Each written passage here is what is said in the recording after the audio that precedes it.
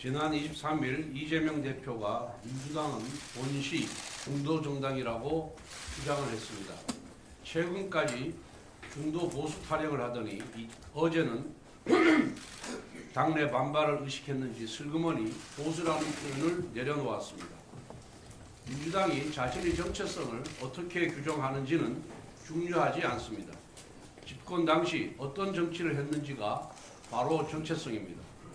잘못된 좌파 이념에 경도되어 소득주도 성장, 수요 억제 중심의 부동산 정책을 펼치만은 실패했습니다. 타월 원전 정책으로 대한민국의 중요한 산업 기반을 붕괴시키고 북한과 중국에는 불정적인 태도로 일관했습니다. 한미동맹도 경시했습니다. 이 세상에 어떠한 중도 보수가 저런 정치를 합니까? 게다가 이재명 대표는 문재인 정부보다 더욱더 좌편향입니다. 예컨대 기본사회는 과거 공산주의자나 떠들었던 유토피아적 망상과 다르지 않습니다. 무엇보다 현재 이재명 대표는 대북 송금 사건으로 재판을 받고 있습니다. 주적인 북한에게 송금을 한 사건이 주범이 중도니 보수니 하며 자기 정체성까지 사칭하고 있습니다. 변호사 시절에는 검사를 사칭했고 결혼한 사람이 총각을 사칭했다는 의혹도 있었습니다. 이제는 당 대표가 되어 보수까지 사칭하고 있는 것입니다. 이처럼 수많은 사칭까지 했으니 이제 무엇을 또 사칭하겠습니까? 최근 이재명 대표가 주장하는 정책도 문제입니다. 오늘은 발표하고 내일은 뒤집습니다. 반도체 특별법 주 52시간 예외조항 여부, 추경의 지역상품권 포함 여부, 상속세 완화 여부 등 뭐 하나 제대로 된 입장 정리가 없습니다. 정치인이 자기 소신이 없으면 진보도 아니고 보수도 아닙니다. 그저 기회주의자의 사기 행각일 뿐입니다. 인생 자체가 사기인 사람이 여의도까지 사기판으로 만들고 있습니다.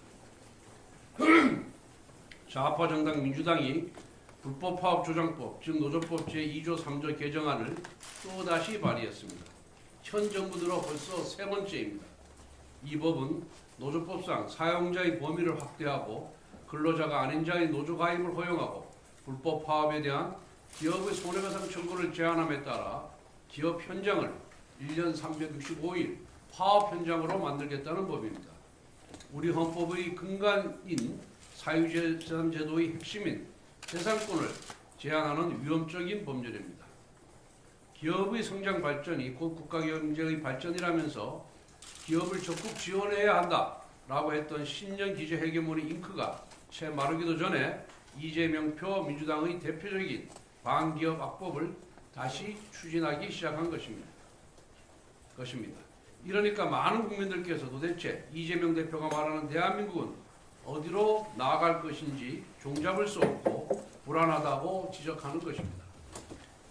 하지만 헷갈릴 필요 없습니다. 이재명이 입이 아닌 이재명의 실천을 보면 답은 간단합니다.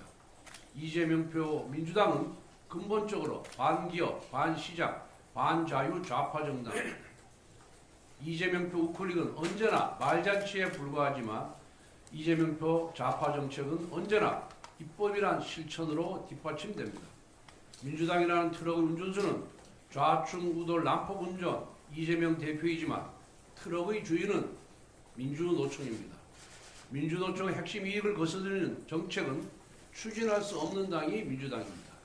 이재명 대표에게 조언합니다.